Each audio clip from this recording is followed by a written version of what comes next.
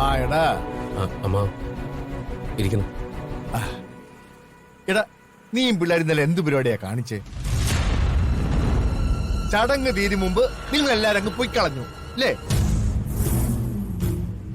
ഏയ്യേ മോശമായി പോയി ചേച്ചേ.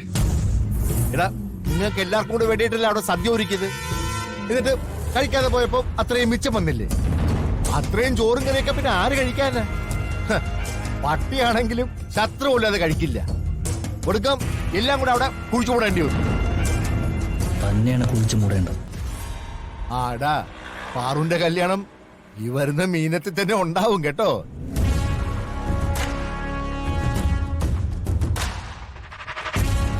അല്ല എടാ മീനം പറക്ക ഇനി അധികം നാളില്ല.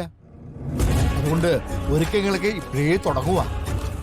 എടാ മോനെ, ഈ കരിനീലി കാവ് കണ്ട ഏറ്റവും ഗംഭീരമായ കല്യാണമായിരിക്കും നമ്മുടെ പാറുവിന്റേത്.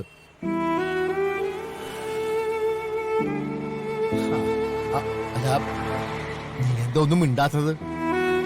പാറുവിന്റെ കല്യാണം നമുക്ക് ഗംഗേമ ആക്കണ്ടേ? വേണം വേണം.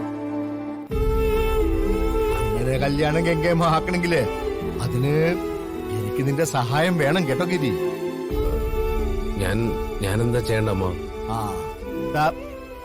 നകുലന്റെ കാര്യം നിനക്ക് അറിയാലോ. യാതൊരു ഉത്തരവാദിത്ത ബോധവും ഇല്ലാത്തവനാണ് അവൻ.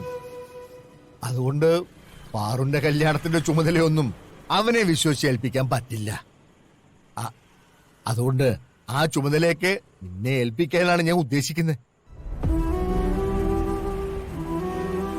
പാറുന്റെ കല്യാണം മുന്നിൽ നിന്ന് നടത്തേണ്ടതേ നീ ആയിരിക്കണം. എന്താടാ നിനക്കത് ബുദ്ധിമുട്ടാവൂ? ഇല്ല, ഒരു ബുദ്ധിമുട്ടുമില്ല.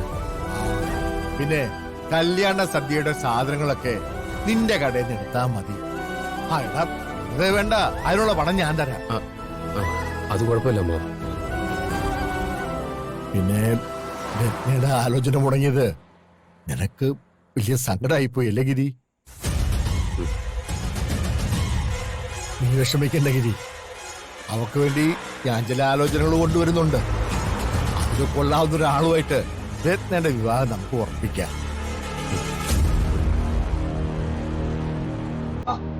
ഞാൻ ഇറങ്ങട്ടെ മോനെ. പാറുവിന്റെ കല്യാണത്തിന് വേണ്ടി അരയും തലയും മുറുക്കി നീ നിന്നോണം. അല്ലേ?